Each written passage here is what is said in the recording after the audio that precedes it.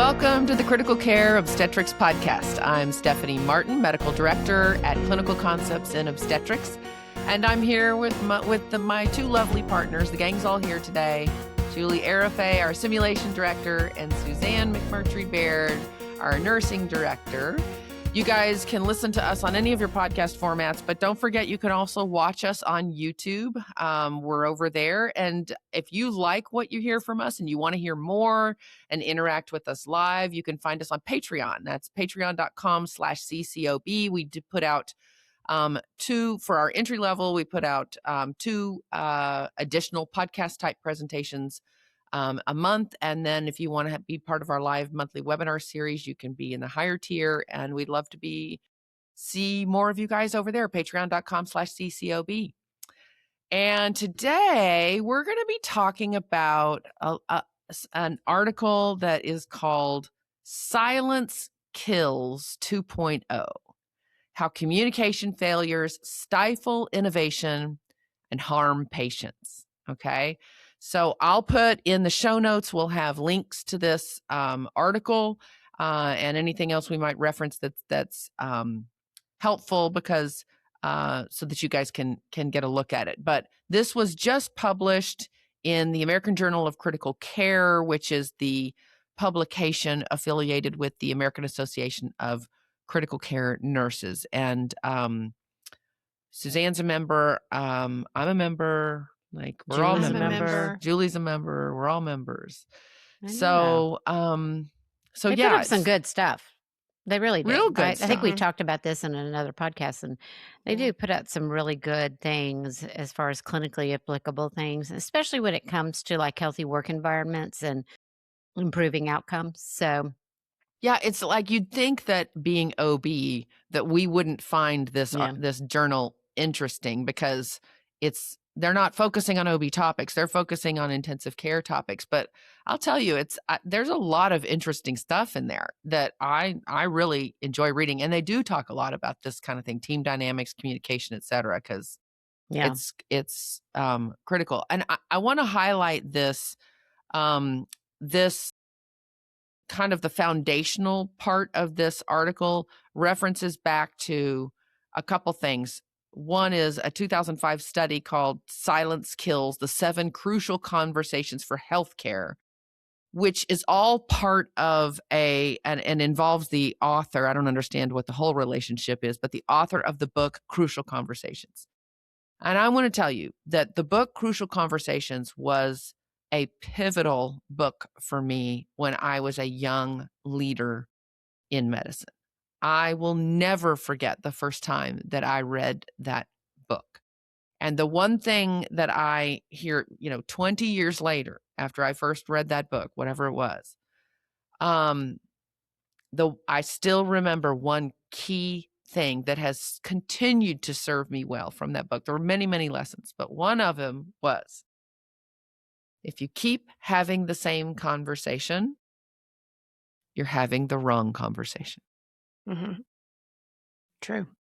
And I remember specifically one of the things that I would struggle with physicians that I had to lead was completing their responsibilities, namely medical records. Because I was the medical records police. Because the boss would come to me and say, we got all these outstanding medical records. We can't bill this. The ultrasound reports are not signed. The records are not done, blah, blah, blah, blah.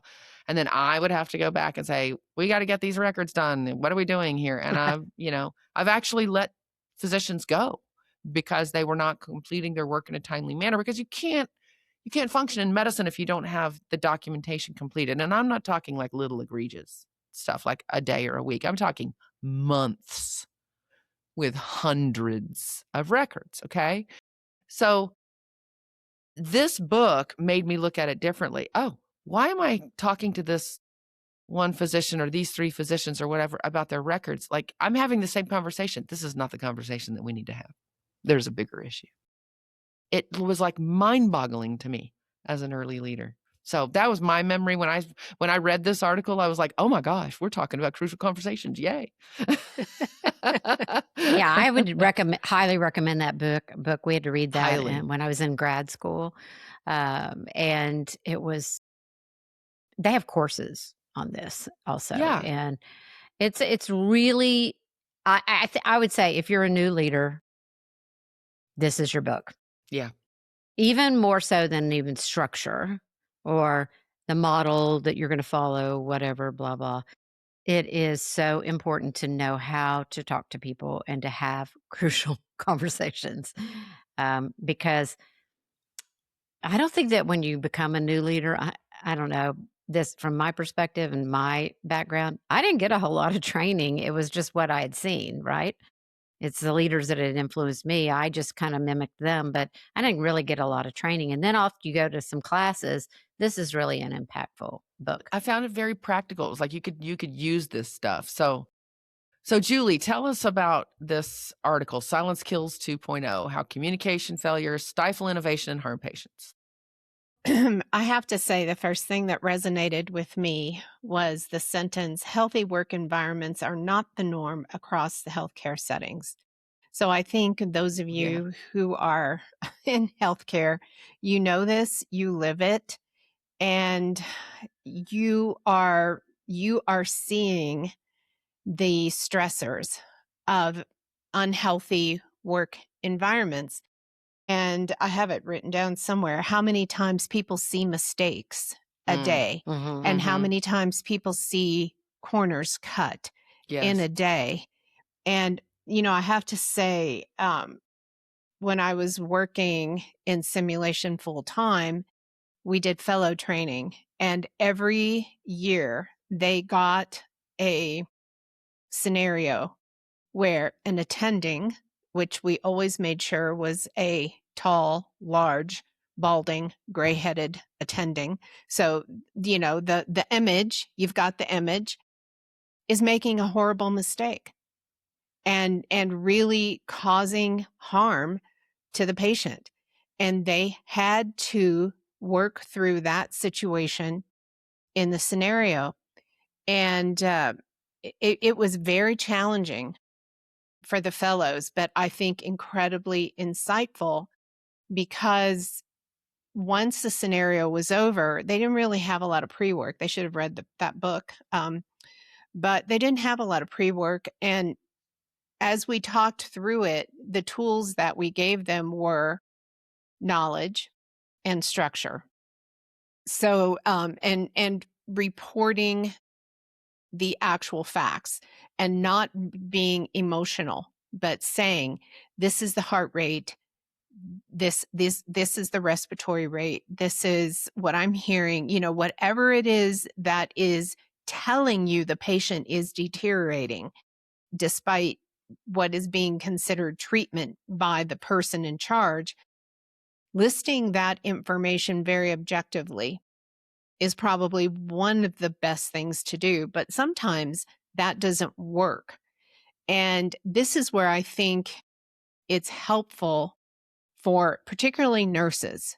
It's difficult enough for physician to stand up to physician. It is tough for a nurse to stand up to a physician. Mm-hmm. And this is where I think the structure really helps, because if you've got some structure that says, if your mean arterial pressure falls below this, then you must do this. Mm-hmm. Then you can go to the physician and say, listen, our mean arterial pressure is below this.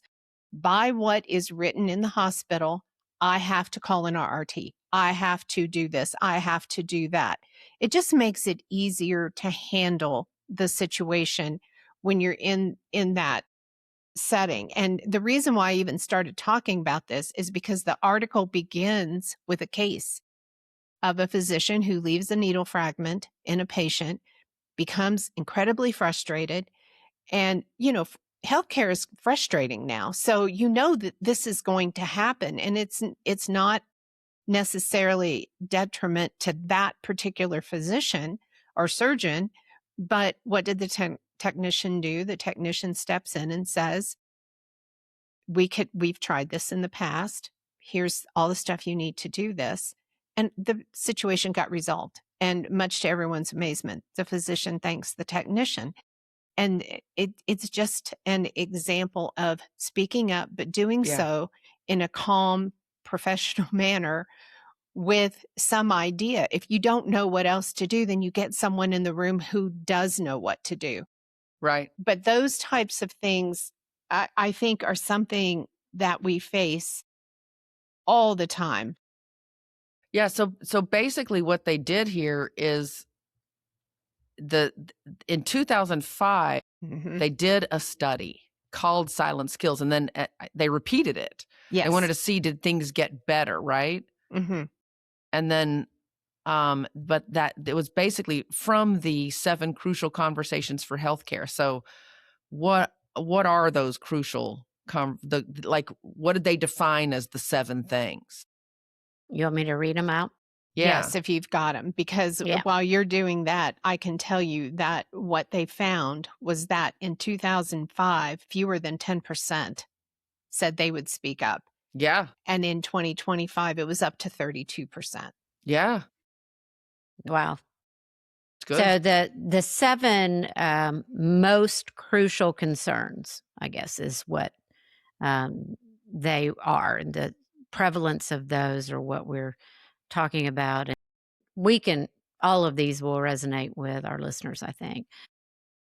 Number 1, broken rules. 84, Right. this back in 2005, 84% of physicians and 62% of nurses see some number of their coworkers taking shortcuts that can be dangerous to patients. Number 2, mistakes. Number 3, lack of support. Number 4, incompetence. Number 5, poor teamwork. Number 6, disrespect. And number 7, micromanagement. So again, pulled that 2005 free to download study on silence kills. All of those, again, will resonate with you as you think about your clinical practice in some way. So we're basically saying, and we'll talk more about what they found then and what they found now, but Mm-hmm. let's see if things have gotten better, because the numbers are pretty shocking back in 2005. I mean, I don't think it Yeah. shocks those of us who work in it, but it's pretty shocking. Yeah. It's pretty Well, crazy. I experienced it personally. I think I've mentioned on the podcast, I had a group of nurses in front of me. They were not OB nurses. And they basically said that if a particular physician was getting ready to give a med that would kill a patient, they would not speak up. Wow. You have And mentioned that. And it still shocks me every it time. it Yeah. shocked me so. I will never forget. And what I won't forget most of all is their faces Mm. when they finally said it. And some were very emotional, some were just, I mean, you know what a devastated face looks like. They were devastated because they were living in an environment that they knew it was just untenable. And so we were able to work through it, and I was able to marshal the resources in anonymous fashion, and it got resolved. But that it happened in simulation. I mean, they were just waiting for it to come out. I guess there was no other venue that they felt comfortable saying it, because you sign confidentiality, all these things. And that really made me think about, how do you get people ready for this kind of environment? Because I think when you're in a situation and you're calling people on a mistake, if it's not done, and even if it is done in a very thoughtful manner, you could potentially get yelled at. You can potentially be humiliated in front of your colleagues. I mean, there are consequences to to to speaking up. And how do you prepare people, particularly new nurses? You teach them the rules, and then they sit in the unit and watch people breaking them. And it just speaks to me of so many problems, because why are people breaking the rules? They're breaking the rules because most likely their processes in their unit are broken, and they're trying to do the best they can. I don't think people come to work saying, I'm going to break as many rules on this unit as I possibly can. So to me, it's dysfunction in the unit, and people are constantly working around that dysfunction, and you get so far from what you're supposed to be doing that I think you almost forget what you're supposed to be doing. And Or then you forget it's abnormal that you're doing it in the first place. The yes. normalization of deviance. But I Yes. want to talk, before we get too far from the incompetence part of it, Mhm. I want to talk about that a little bit, because I think everybody listening has been in a clinical situation or worked with people that they would not go to themselves or let take care of a loved one of theirs, because they did not trust them clinically in some way. I think everyone has experienced that. But I want to talk about the physician side of this for a minute, because that is particularly tricky. And I think it's something we just don't talk about very much. That, I don't know if you guys have ever listened to the podcast Dr. Death. It talks, I highly recommend if you have not. It talks about a spine surgeon in Texas that was essentially not competent to do the surgeries that he was doing, as I recall. And they go through all the processes and the things that were happening behind the scenes when people had concerns about his competence and what happened. And the reality is that when it comes to a physician in the United States, when there are questions of competency, it is exceedingly difficult to get them off of the staff of a hospital, restrict their practice in any way, because the hospital is different than insurance, is different than state medical board licensing. It's very difficult to make changes in that environment, and not a lot of institutions have the will or the resources to actually do something when a question of competence has been raised. Especially So if they bring in a lot of money to the hospital. bingo. Yeah. Bingo. So I mean, I think I feel for people in that situation. I mean, patients most of all, but let's just put the safety aside. Let's just talk about the culture of it when you have a practitioner that you don't feel comfortable working with, right? And I can flip it too as a physician. There are nurses where I've worked with where I'm like, I don't want that nurse taking care of my patient. I'm not comfortable. That's usually a lack of support and training that the nurse has had, not as somebody who's put into a role that they were not qualified to fulfill, not necessarily that this is somebody who should be able to do the role that they're in and can't. That's my own personal experience and recollection, but I My don't know own what y'all personal think. my own personal experience with that especially from a charge nurse perspective, is that I've had physicians come to me and say, "I don't want this nurse to take care of my patient," but it was only because the Pitocin wouldn't go up as fast as that physician wanted. Yeah, I can see that happening. So it Yeah, I have really no wasn't a trouble believing that. competency thing on Mhm. the nurse's part. It was Mhm. the way she was, very cautious about Mhm. Pitocin, and Mhm. I didn't have a problem with that. But going back to your point about, the will to get rid of a physician or something, especially if they bring in a lot of money. Nurses don't bring in money. They cost the Mm-mm. hospital money. Mhm. And hospitals have zero problem with getting rid of a nurse if they make one mistake. And I think that's wrong too, because it is It's a usually double not the standard. yeah, it's such a difference and in fact, the state board of nursing will yank their license too in some, depending upon what the, injury was or what mistake that they made. And you never hear that happening to a physician. They could, make a really horrible mistake and nothing happens.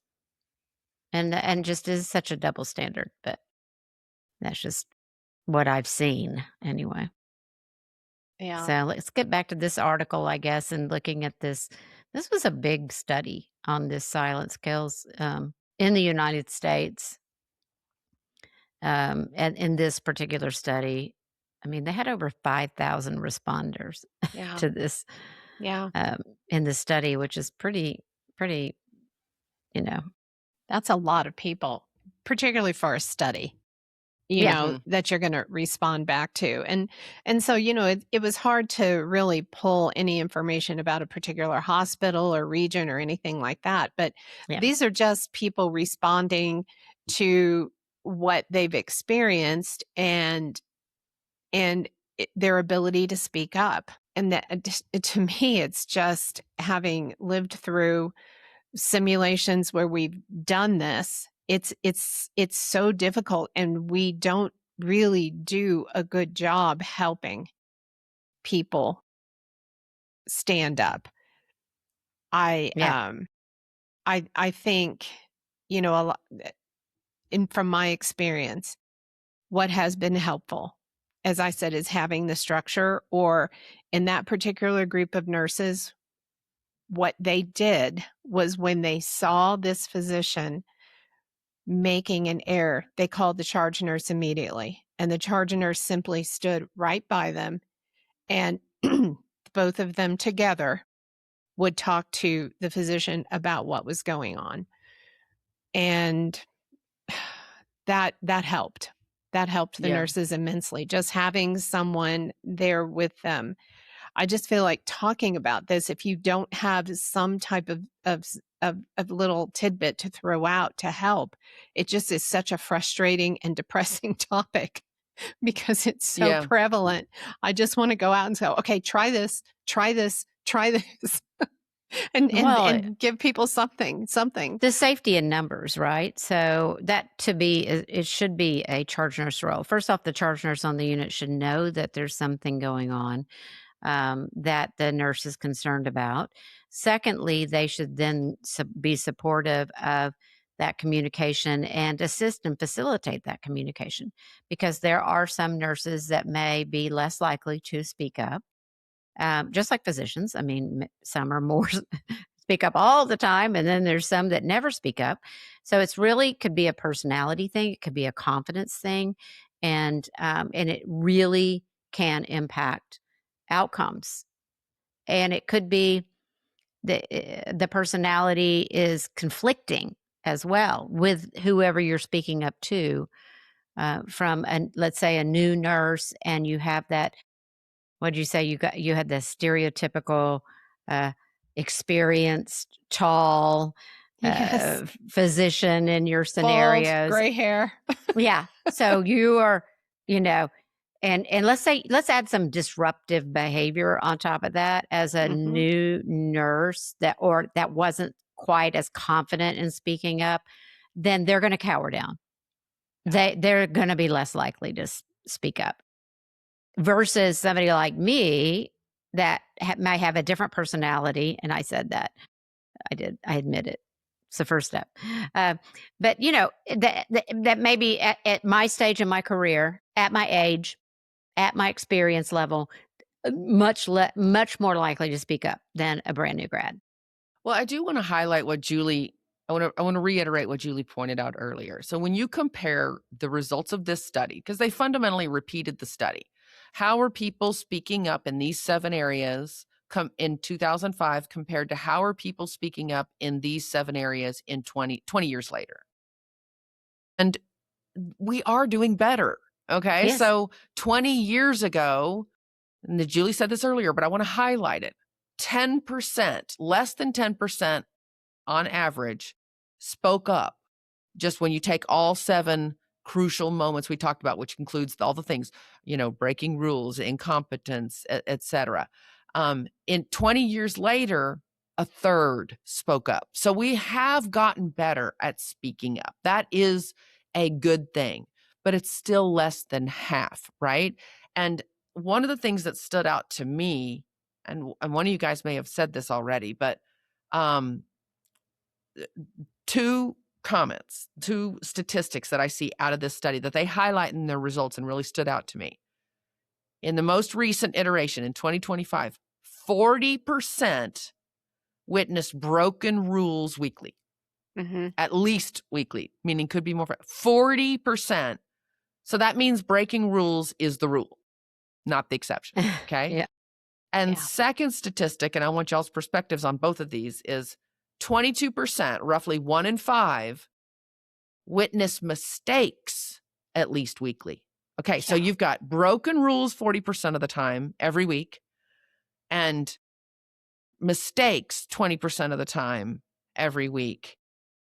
And we wonder why our outcomes are the way our outcomes are. So, and that doesn't mean that the mistakes are happening. It means that's not how many mistakes are being made and rules being broken. Those are the people witnessing broken rules and mistakes. So we know it's more than that. Right? Like, this is the foundation, right? So first we have to make sure the rules work. We got to make sure that the mistakes, are less likely to be made with all the things that we talk about ad nauseum.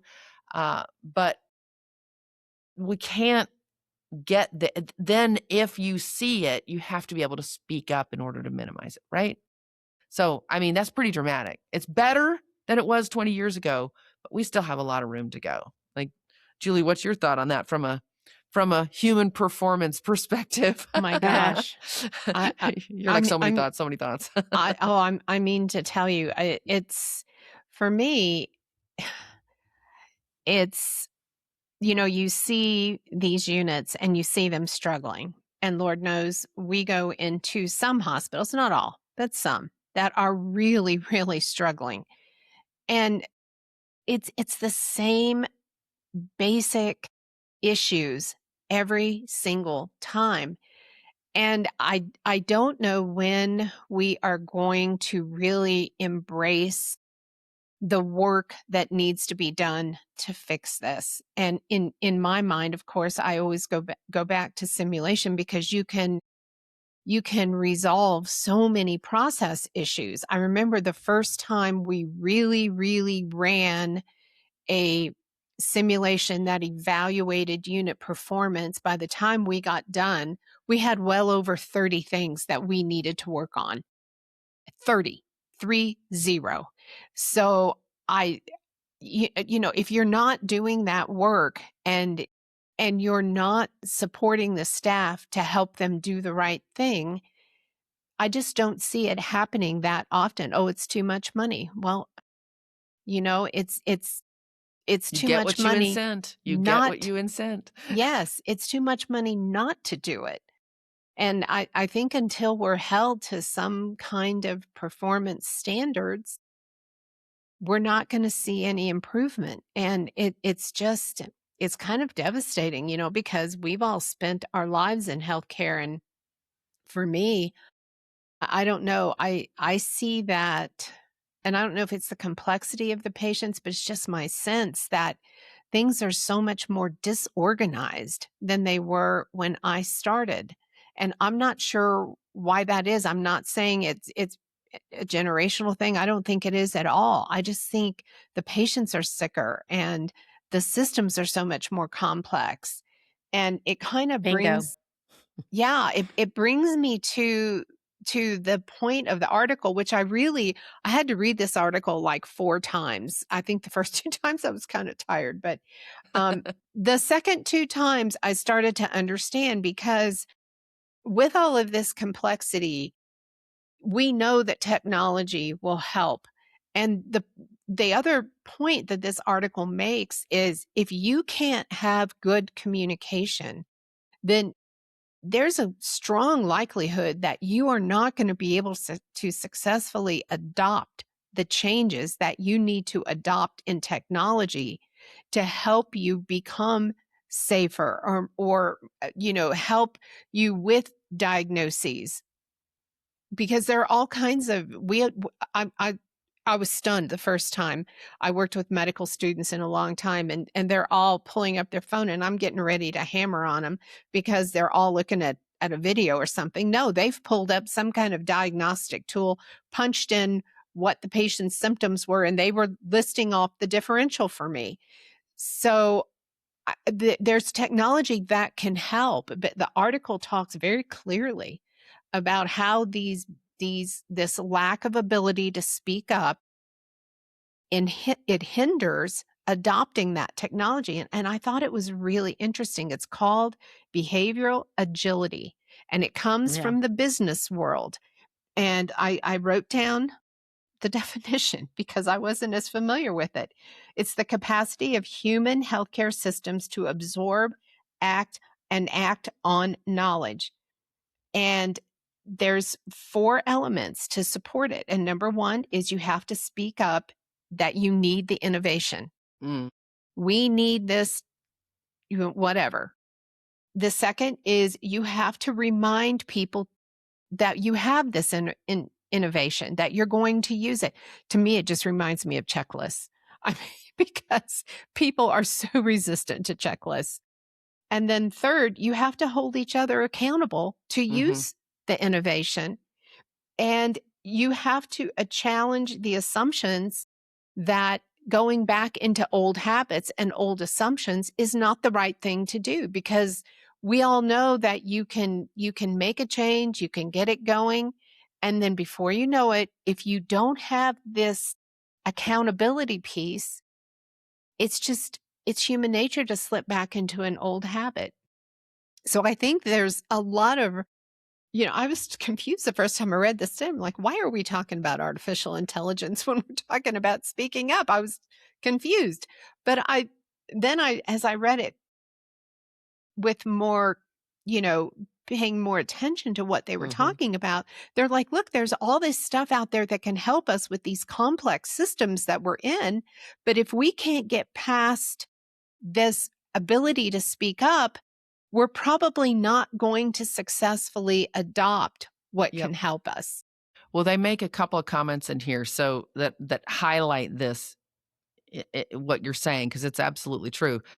First, so I commented, about how many people are observing, witnessing mistakes, and what was the other thing I witnessed? But anyway, then the question is, do they speak up when they witness these events, right? Rules broken and then mistakes being made. Yeah. And the answer is only half the time. Okay, so even when it's witnessed, only half the time do people speak up. And of course, that's the big question. But these two sentences really are very powerful to me. This is quoted from the article. Speaking up continues to be the vehicle for shaping norms that govern behavior. Conversely, failure to speak up overtly indicates an absence of healthy norm. Yep. We're silent. Yeah, I mean, it's stunning. Profound. Yeah. I mean, it really is, because, you think to yourself, well, I would speak up if I saw a mistake being made or someone breaking a rule. The reality is only half the time people are doing it. You might be that one person who always does it. But I think for most of us, it's hard for a million different reasons. But if you don't speak up, it usually implies that there is a problem in the culture of the unit that is not supporting speaking up. And there's a million things that could be the reasons for that. Right.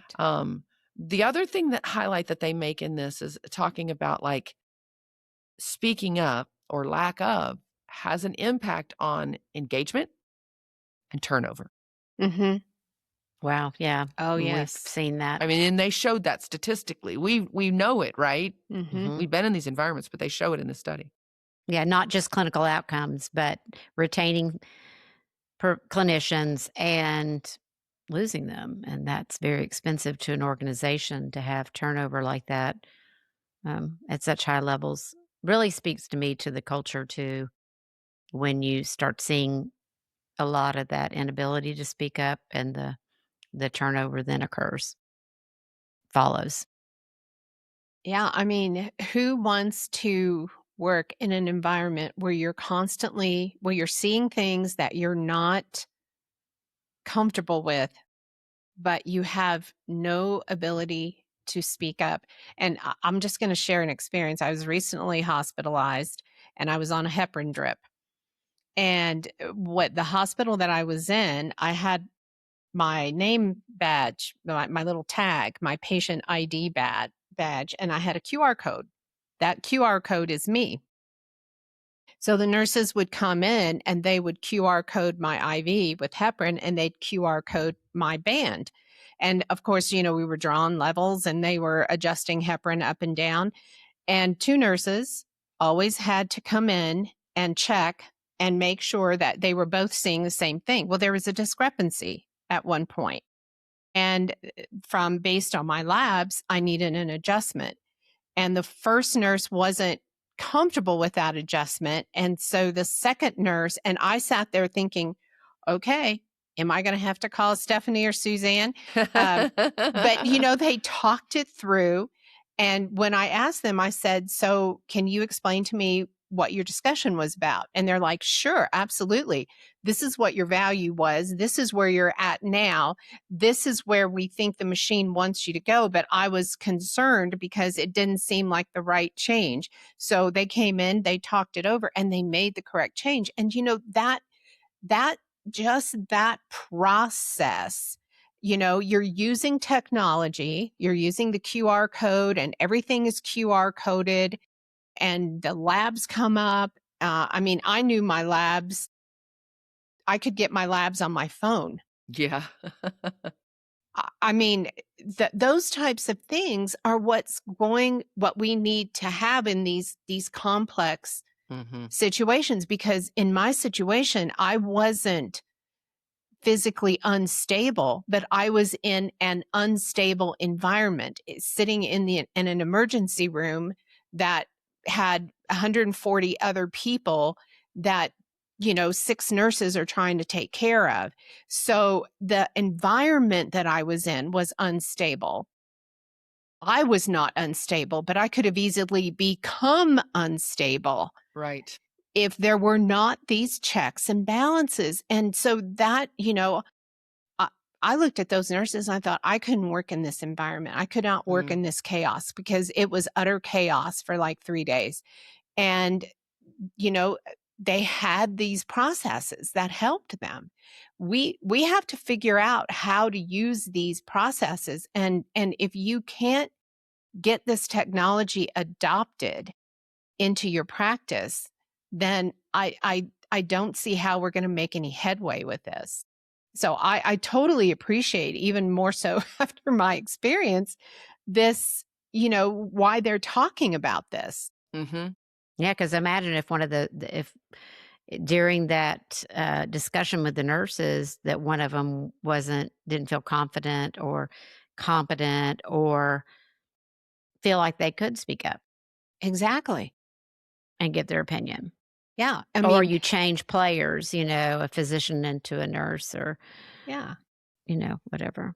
But I really liked the idea that two of them were there looking at it, because a second pair of eyes is always good. And Yes.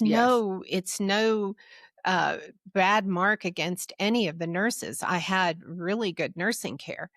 I just, I just think, from my brain that thinks safety and quality improvement, I'm thinking, you have someone right there. You've got all the data right at your fingertips, and you're looking at everything and you're talking about it. You're making sure the right thing is done for the patient. And that's what we need. Yeah. So it all Absolutely. comes down to your culture. I mean, I think we talk about communication.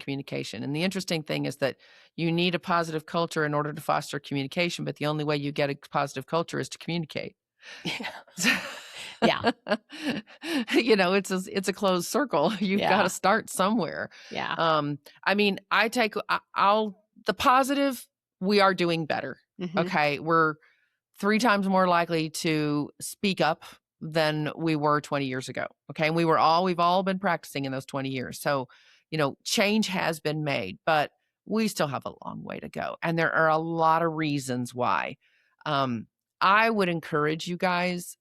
We'll have the link for this in our show notes. You can read this yourself. It is it's simple and complex all at the same time. Like, it is a hard thing to grasp, but I think it's interesting. And I want to reiterate, I strongly recommend that, I don't care whether you're a leader or not, Crucial Conversations was Hmm. such an impactful book for me. Yeah. And apparently for you guys too. I encourage you guys all to read it. Just read it, and it's so helpful in so many ways. So, Yeah.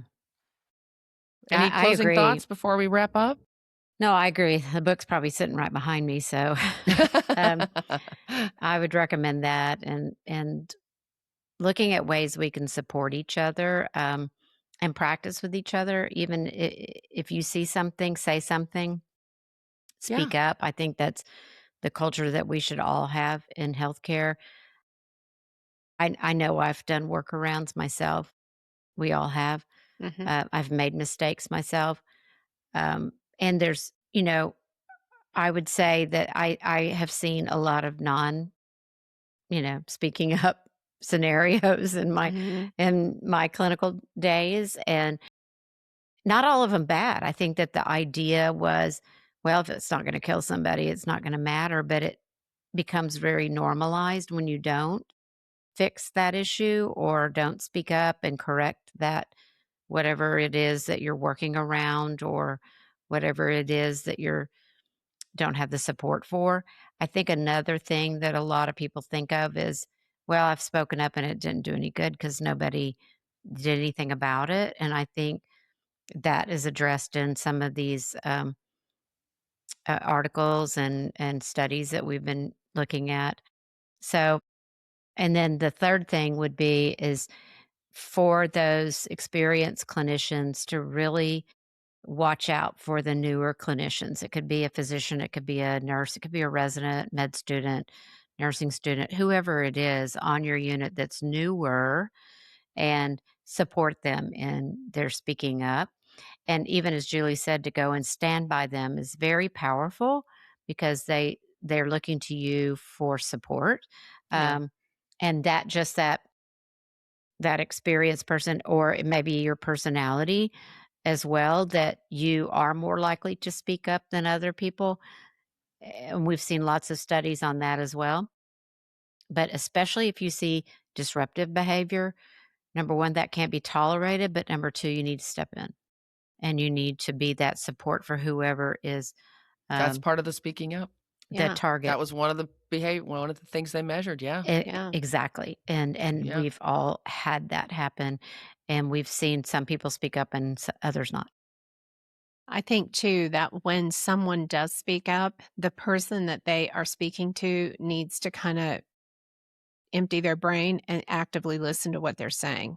because so many times we are thinking about our response, we're thinking about the six other things we have to do, and that person may have a valid point or they may have a partial valid point. And if you're actively listening to what they're saying, and then you can either justify why you're doing what you're doing to put their mind at ease, or you can say, you know what, you're right. Let's do this, but we still need to do this to make sure. And I always think about the time I was in with a DKA patient and we were all scurrying around, and all of a sudden, the fetal heart tone just going dump. I mean, it was Mm, just, and for a labor and delivery nurse who you tune your whole existence into that fetal heart tone tracing, we knew we weren't going to really treat it, but it was so disruptive to what we were doing because half of our brain was thinking about that. mhm. And the maternal fetal medicine doctor came in and just turned it off. And we got to work and then he turned it back on.